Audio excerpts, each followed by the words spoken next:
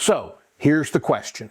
Ron, you have these courses. How do you teach people how to learn these things, whether it's jujitsu, Bible, or general memory? The first thing is that your problem is not that you have forgotten information, it's that you can't remember information. Wait, what? Your problem is not that you have forgotten it, it's a problem that you can't remember it. Wait a minute, Ron, isn't that the same thing? I forgot it, I can't remember it. No. Well, maybe it is, but the way I'm defining those, it's different. Forgetting means there's absolutely no way that you're ever going to retrieve it. It's not in your memory. Being able not to remember it, which is really what's happening, everything you've ever seen, heard, or done is actually still in your memory. It hasn't disappeared. You're just not able to remember it.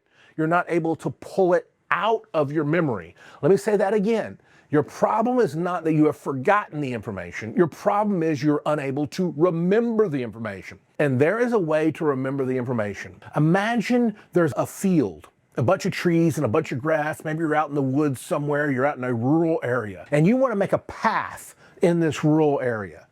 Well, if you walk down that path today, and then you walk down it tomorrow, and you walk this way, and you keep walking this way, what's going to happen over time? Over time, a path is going to be created.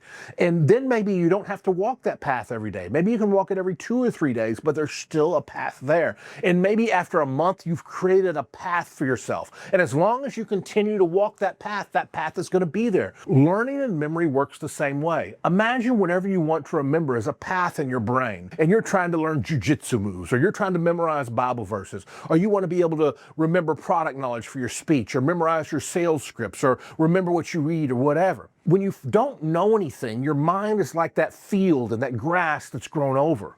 Well, you walk down the path. What is walking down the path? Walking down the path is reviewing the information. And you continue to walk down it today, tomorrow, the next day, the next day, the next day, the next day, in a month.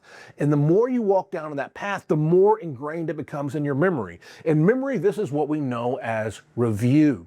And as long as you do it enough, you're going to make that path strong in your memory, and you'll be able to learn that information. However, that's the way most people do it, and it's not the most efficient way. Imagine now a second scenario. The second scenario is you got a bulldozer. You live out in the country, but you got a bulldozer, and you just run over that a couple times, and you dig up the ground, and boom!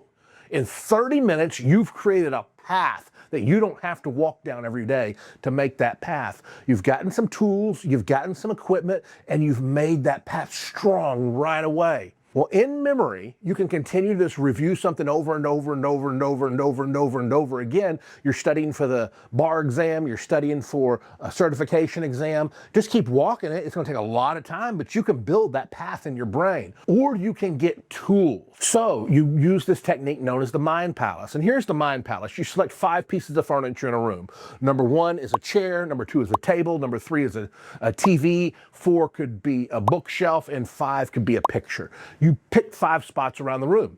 Now you're reading a book, and this book is on how to make more money. So on the first piece of furniture, you imagine money's flying out of the furniture. On the second piece of furniture, you want to imagine that it says in that book that you need to be a good time manager to make more money. So you imagine a clock right over there, and there's the cuckoo birds popping out. Cuckoo, cuckoo. The action is important.